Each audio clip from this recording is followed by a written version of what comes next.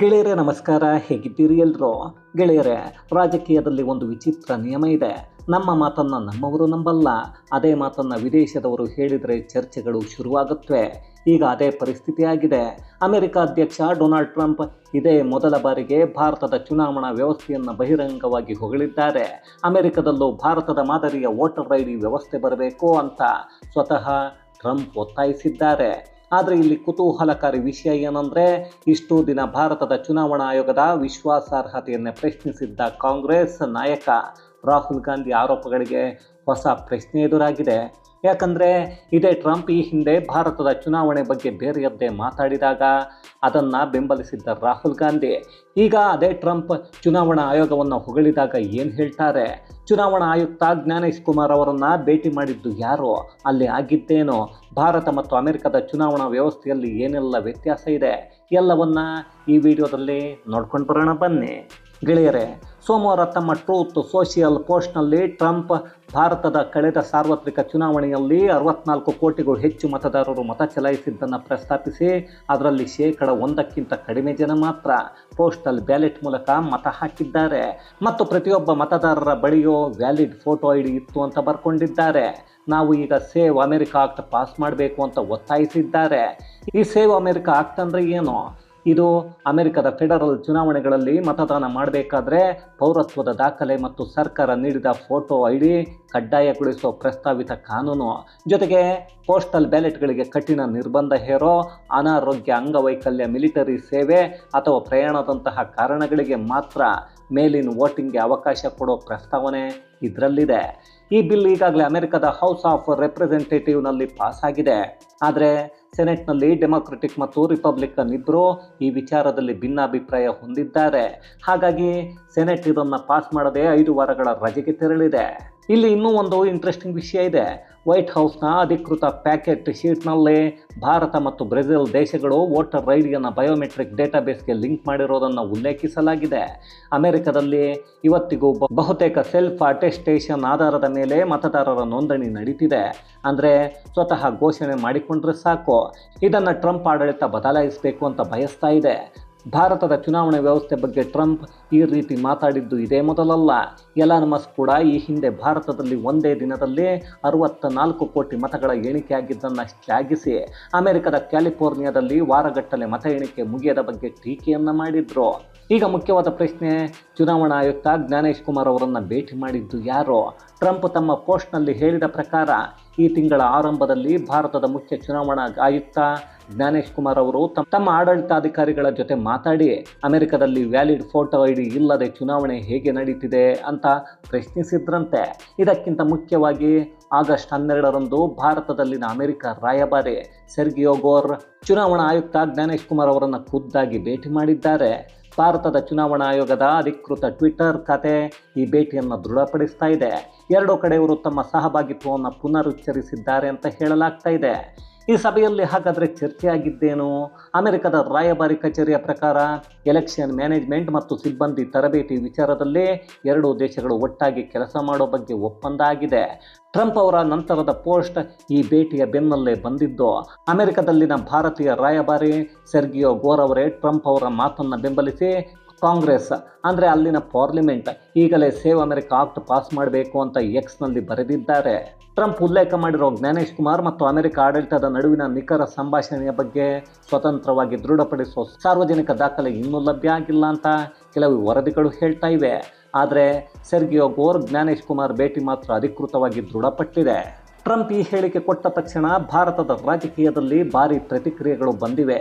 BJP ಸಂಸದ ಪ್ರವೀಣ್ ಖಂಡೇಲ್ವಾಲ್ ಇದನ್ನು ಹೆಮ್ಮೆಯ ಕ್ಷಣ ಅಂತ ಕರೆದ್ರು. ಭಾರತ ಚುನಾವಣಾ ಆಯೋಗ ಎಷ್ಟು ಪಾರದರ್ಶಕವಾಗಿ ಪ್ರಾಮಾಣಿಕವಾಗಿ ಕೆಲಸ ಮಾಡ್ತಿದೆ ಅನ್ನೋದಕ್ಕೆ ಇದೇ ಸಾಕ್ಷಿ. ಅಮೆರಿಕ ಅಧ್ಯಕ್ಷರೇ ಹೊಗಳಿದ್ರೆ ಪದೇ ಪದೇ ಆಯೋಗವನ್ನು ಪ್ರಶ್ನಿಸೋರಿಗೆ ಇದೊಂದು ತಿರುಗೇಟು ಅಂತ ಹೇಳಿದರು. ಆದರೆ ಇಲ್ಲೇ ಇರೋದು ಕುತೂಹಲಕಾರಿ ಟ್ವಿಸ್ಟ್. ಕಳೆದ ಕೆಲ ತಿಂಗಳುಗಳಿಂದ ರಾಹುಲ್ ಗಾಂಧಿ ಮತ್ತು ಕಾಂಗ್ರೆಸ್ ಭಾರತದ ಚುನಾವಣಾ ಆಯೋಗದ ಬಗ್ಗೆ ತೀವ್ರ ಆರೋಪಗಳನ್ನು ಮಾಡ್ತಾ ಬಂದಿದ್ದಾರೆ. ವೋಟ್ ಚೋರಿ, ಮತದಾರರ ಪಟ್ಟಿಯಲ್ಲಿ ಅಕ್ರಮ ಸೇರ್ಪಡೆ, ಚುನಾವಣಾ ಆಯೋಗ ಪ್ರಧಾನಿ ಮೋದಿ ಹೇಳಿದಂಗೆ ಕುಣಿಯುತ್ತೆ ಅಂತ ಆರೋಪಿಸ್ತಾ ಇದ್ದಾರೆ. ಆಸಕ್ತಿಕರ ಸಂಗತಿ ಏನಂದರೆ ಇದೇ ಟ್ರಂಪ್ ಈ ಹಿಂದೆ ಫೆಬ್ರವರಿಯಲ್ಲಿ CPAC ಭಾಷಣದಲ್ಲಿ ಅಮೆರಿಕ ಸರ್ಕಾರ USAID ಮೂಲಕ ಭಾರತದ ಚುನಾವಣೆಗೆ $21 ಮಿಲಿಯನ್ ಖರ್ಚು ಮಾಡಿದ್ದನ್ನು ಟೀಕೆ ಮಾಡಿ ಬೇರೆ ಯಾರನ್ನು ಗೆಲ್ಲಿಸೋಕೆ ಪ್ರಯತ್ನ ಮಾಡ್ತಿದ್ರು ಅಂತ ಹೇಳ್ಕೊಂಡಿತ್ತು. ಆಗ BJP ಇದನ್ನು ಪ್ರಧಾನಿ ಮೋದಿಯ ವಿದೇಶಿ ಶಕ್ತಿಗಳ ಹಸ್ತಕ್ಷೇಪ ಆರೋಪದ ಸಾಕ್ಷಿ ಅಂತ ಬಳಸಿಕೊಂಡ್ರೆ BJP ಅಮಿತ್ ಮಾಳವೀಯ ರಾಹುಲ್ ಗಾಂಧಿಯನ್ನೇ ವಿದೇಶಿ ಏಜೆನ್ಸಿಗಳ ಸಾಧನ ಅಂತ ಆರೋಪಿಸಿದ್ರು. ಆ ಸಮಯದಲ್ಲಿ ಟ್ರಂಪ್ ಭಾರತದ ವಿರುದ್ಧ ಅಂದರೆ ಆಡಳಿತ ಪಕ್ಷದ ವಿರುದ್ಧ ಮಾತಾಡಿದಾಗ ಅದನ್ನು ಪರೋಕ್ಷವಾಗಿ ತಮ್ಮ ವಾದಕ್ಕೆ ಪೂರಕ ಅಂತ ಬಿಂಬಿಸಿದ್ದು ಇದೇ ಕಾಂಗ್ರೆಸ್ ಪಾಳೆಯ. ಈಗ ಅದೇ ಟ್ರಂಪ್ ಚುನಾವಣಾ ಆಯೋಗ ಮತ್ತು ಅದರ ವ್ಯವಸ್ಥೆಯನ್ನು ಹೊಗಳಿದಾಗ ಚುನಾವಣಾ ಆಯೋಗದ ವಿಶ್ವಾಸಾರ್ಹತೆಯನ್ನು ಪ್ರಶ್ನಿಸ್ತಾ ಇದ್ದ ಕಾಂಗ್ರೆಸ್ ಪಾಳೆಯ ಇದನ್ನು ಹೇಗೆ ಸ್ವೀಕರಿಸಬೇಕು ಅನ್ನೋ ಪ್ರಶ್ನೆ ಎದ್ದಿದೆ. ಕಾಂಗ್ರೆಸ್ ಪ್ರಧಾನ ಕಾರ್ಯದರ್ಶಿ KC ವೇಣುಗೋಪಾಲ್ ಇದಕ್ಕೆ ಒಂದು ಸ್ವಾರಸ್ಯಕರ ಪ್ರತಿಕ್ರಿಯೆ ಕೊಟ್ಟಿದ್ದಾರೆ. ಟ್ರಂಪ್ ಈ ಹಿಂದೆ ಗವರ್ನರ್ಗಳ ಸಭೆಯಲ್ಲಿ EVM ದುಬಾರಿ ಅಂತ ಹೇಳಿ ಪೇಪರ್ ಬ್ಯಾಲೆಟ್ ಮತ್ತು ಒಂದೇ ದಿನ ಮತದಾನಕ್ಕೆ ಮರಳಬೇಕು ಅಂತ ಸಲಹೆ ಕೊಟ್ಟಿದ್ರು ಅನ್ನೋದನ್ನು ಪ್ರಸ್ತಾಪ ಮಾಡಿ ಪ್ರಧಾನಿ ಮೋದಿ ತಮ್ಮ ಆತ್ಮೀಯ ಸ್ನೇಹಿತ ಟ್ರಂಪ್ ಅವರ ಈ ಸಲಹೆಯನ್ನು ಪಾಲಿಸ್ತಾರಾ ಅಂತ ಕೇಳ್ತಾ ಇದ್ದಾರೆ. ಅಂದರೆ ಟ್ರಂಪ್ ಭಾರತದ ವ್ಯವಸ್ಥೆ ಶ್ಲಾಘಿಸಿದಾಗ ವಿಚಾರವನ್ನು ನೇರವಾಗಿ ಎದುರಿಸೋ ಬದಲು ಟ್ರಂಪ್ ಅವರ ಇನ್ನೊಂದು ಹೇಳಿಕೆಯನ್ನು ಅಂದರೆ ಪೇಪರ್ ಬ್ಯಾಲೆಟ್ ಬಗ್ಗೆ ಹೇಳಿರೋದನ್ನೇ ಬಳಸಿಕೊಂಡು ಕಾಂಗ್ರೆಸ್ ಪಾರದರ್ಶಕತೆ ಇಲ್ಲ ಅನ್ನೋ ವಾದವನ್ನೇ ಮುಂದುವರಿಸ್ತಾ ಇದೆ. ಸಮಾಜವಾದಿ ಪಕ್ಷದ ಸಂಸದ ಅವಧೇಶ್ ಪ್ರಸಾದ್ ಕೂಡ ಎಚ್ಚರಿಕೆಯನ್ನು ಕೊಟ್ಟಿದ್ದಾರೆ. ಟ್ರಂಪ್ ಒಬ್ಬ ಸ್ಥಿರ ಸಿದ್ಧಾಂತ ಇಲ್ಲದ ನಾಯಕ, ಅವರ ಮಾತಿನಿಂದ ನಮ್ಮ ದೇಶಕ್ಕೆ ಅಂತರ ಇಟ್ಟುಕೊಳ್ಳೋದೇ ಒಳ್ಳೆಯದು ಅಂತ ಹೇಳಿ ಟ್ರಂಪ್ ಅವರ ಹೊಗಳಿಕೆಯನ್ನು ಅನುಮಾನದ ದೃಷ್ಟಿಯಿಂದ ನೋಡ್ತಿದ್ದಾರೆ. ಇನ್ನೊಂದು ಕಡೆ ಭಾರತದ ವಿದೇಶಾಂಗ ಸಚಿವಾಲಯ ಕೂಡ ಪ್ರತಿಕ್ರಿಯೆ ಕೊಟ್ಟಿದ್ದು ವಕ್ತಾರ ರಣಧೀರ್ ಜೈಸ್ವಾಲ್ ಭಾರತದ ಚುನಾವಣಾ ವ್ಯವಸ್ಥೆಯ ವಿಶ್ವಾಸಾರ್ಹತೆ ಮತ್ತು ಸದೃಢತೆ ಜಾಗತಿಕವಾಗಿ ಸ್ಥಾಪಿತವಾಗಿದೆ ಅಂತ ಹೇಳ್ತಿದ್ದಾರೆ. ಒಟ್ಟಿನಲ್ಲಿ ಒಂದೇ ಘಟನೆ ಬಗ್ಗೆ BJP ಇದನ್ನು ತಮ್ಮ ವಾದಕ್ಕೆ ಪೂರಕ ಅಂತ ಬಳಸ್ತಿದ್ರೆ ಕಾಂಗ್ರೆಸ್ ತಮ್ಮ ಮೂಲ ನಿಲುವನ್ನು ಬದಲಾಯಿಸದೆ ಟ್ರಂಪ್ ಅವರ ಇನ್ನೊಂದು ಆಯಾಮವನ್ನು ಮುಂದಿಟ್ಕೊಂಡು ಆಯೋಗದ ವಿರುದ್ಧ ತಮ್ಮ ಟೀಕೆಯನ್ನು ಮುಂದುವರಿಸ್ತಾ ಇದೆ. ರಾಜಕೀಯ ಅಂದರೆ ಕ್ರಿಕೆಟ್ ಇದ್ದ ಹಾಗೆ, ಅಂಪೈರ್ ನಮ್ಮ ಪರ ತೀರ್ಪು ಕೊಟ್ಟರೆ ಒಳ್ಳೆಯ ಅಂಪೈರ್, ಅದೇ ವಿರುದ್ಧವಾಗಿ ತೀರ್ಪು ಕೊಟ್ಟರೆ ಅಂಪೈರ್ ಸರಿ ಇಲ್ಲ, ಅವರನ್ನೇ ಬದಲಾಯಿಸಿ ಅನ್ನೋ ಪರಿಸ್ಥಿತಿ ಬಹಳಷ್ಟು ದೇಶಗಳಲ್ಲಿ ಇದೆ. ಟ್ರಂಪ್ ಒಂದು ಮಾತು ಹೇಳಿದರೆ BJP ಚಪ್ಪಾಳೆ ತಟ್ಟುತ್ತೆ, ಅದೇ ಟ್ರಂಪ್ ಇನ್ನೊಂದು ಮಾತು ಹೇಳಿದರೆ ಕಾಂಗ್ರೆಸ್ ಅದನ್ನು ಉಲ್ಲೇಖ ಮಾಡುತ್ತೆ. ಅಂದರೆ ಟ್ರಂಪ್ ಹೇಳಿದ್ರಲ್ಲಿ ಯಾರಿಗೆ ಅನುಕೂಲ ಆಗುತ್ತೋ ಆ ಭಾಗ ಮಾತ್ರ ವೈರಲ್ ಆಗುತ್ತೆ ಅನ್ನೋ ಟೀಕೆಗಳು ಕೂಡ ಕೇಳಿ ಬರ್ತಾ ಇವೆ. ಈಗ ಭಾರತ ಮತ್ತು ಅಮೆರಿಕ ದೇಶಗಳ ಚುನಾವಣಾ ವ್ಯವಸ್ಥೆ ಎಷ್ಟು ಭಿನ್ನ ಅಂತ ನೋಡೋಣ. ಮೊದಲನೆಯದ್ದು ಆಡಳಿತ ರಚನೆ. ಭಾರತದಲ್ಲಿ ಚುನಾವಣಾ ಆಯೋಗ ಅನ್ನೋದು ಒಂದು ಸ್ವತಂತ್ರ ಸಾಂವಿಧಾನಿಕ ಸಂಸ್ಥೆ. ಲೋಕಸಭೆ, ರಾಜ್ಯಸಭೆ, ರಾಜ್ಯ ವಿಧಾನಸಭೆಗಳು, ರಾಷ್ಟ್ರಪತಿ, ಉಪರಾಷ್ಟ್ರಪತಿ ಚುನಾವಣೆ ಎಲ್ಲವನ್ನ ಇದೊಂದೇ ಕೇಂದ್ರೀಕೃತ ಸಂಸ್ಥೆ ನಿರ್ವಹಿಸುತ್ತೆ. ಅಮೆರಿಕದಲ್ಲಿ ಇದು ಸಂಪೂರ್ಣ ವಿಭಿನ್ನ. ಅಲ್ಲಿ ಚುನಾವಣೆಗಳನ್ನು ಪ್ರತಿಯೊಂದು ರಾಜ್ಯ ಮತ್ತು ಸ್ಥಳೀಯ ಸಂಸ್ಥೆಗಳೇ ಪ್ರತ್ಯೇಕವಾಗಿ ನಿರ್ವಹಿಸುತ್ತವೆ. ಒಂದು ಕೇಂದ್ರೀಕೃತ ಚುನಾವಣಾ ಆಯೋಗ ಅಮೆರಿಕದಲ್ಲಿಲ್ಲ. ಎರಡನೆಯದ್ದು ಗುರುತಿನ ಪರಿಶೀಲನೆ. ಭಾರತದಲ್ಲಿ ಮತದಾನಕ್ಕೆ ಫೋಟೋ ID ಕಡ್ಡಾಯ. ಮತದಾರರ ಗುರುತಿನ ಚೀಟಿ ಸೇರಿ ಹಲವು ಮಾನ್ಯತೆ ಪಡೆದ ದಾಖಲೆಗಳ ಬಳಕೆಗೆ ಅವಕಾಶ ಇದೆ. ಅಮೆರಿಕದಲ್ಲಿ ಇದು ರಾಜ್ಯದಿಂದ ರಾಜ್ಯಕ್ಕೆ ಬದಲಾಗುತ್ತೆ. ಕೆಲ ರಾಜ್ಯಗಳಲ್ಲಿ ಫೋಟೋ ID ಕಡ್ಡಾಯ, ಇನ್ನು ಕೆಲ ರಾಜ್ಯಗಳಲ್ಲಿ ಸೆಲ್ಫ್ ಅಟೆನ್ಷನ್ ಸಾಕು, ಇಲ್ಲಾಂದರೆ ಸಹಿ ಹೋಲಿಕೆ ಆದರೆ ಸಾಕಾಗತ್ತೆ. ಮೂರನೆಯದ್ದು ಮತದಾನದ ವಿಧಾನ. ಭಾರತದಲ್ಲಿ ಬಹುತೇಕ ಮತದಾನ EVM ಮೂಲಕ ಆಗುತ್ತೆ. ಅದಕ್ಕೆ VVPAT ಬ್ಯಾಕಪ್ ಇರುತ್ತೆ. ಪೋಸ್ಟಲ್ ಬ್ಯಾಲೆಟ್ ಬಳಕೆ ಕೆಲ ವಿಶೇಷ ವರ್ಗದವರಿಗೆ ಅಂದರೆ ಸೇನಾ ಸಿಬ್ಬಂದಿ, ಹಿರಿಯ ನಾಗರಿಕರು, ಅಂಗವಿಕಲರು ಮಾತ್ರ ಸೀಮಿತ. ಅಮೆರಿಕದಲ್ಲಿ ಮತದಾನದ ವಿಧಾನ ಸಂಪೂರ್ಣ ಮಿಶ್ರ ಸ್ವರೂಪದ್ದು. ಇನ್ ಪರ್ಸನ್ ಮತದಾನ, ಮೇಲಿನ್ ಬ್ಯಾಲೆಟ್, ಅರ್ಲಿ ವೋಟಿಂಗ್ ಇವೆಲ್ಲ ಒಟ್ಟಿಗೆ ಬಳಕೆಯಲ್ಲಿವೆ ಮತ್ತು ಇದು ಪ್ರತಿ ರಾಜ್ಯಕ್ಕೆ ಅನುಗುಣವಾಗಿ ಬದಲಾಗುತ್ತೆ. ನಾಲ್ಕನೆಯದ್ದು ಫಲಿತಾಂಶದ ವೇಗ.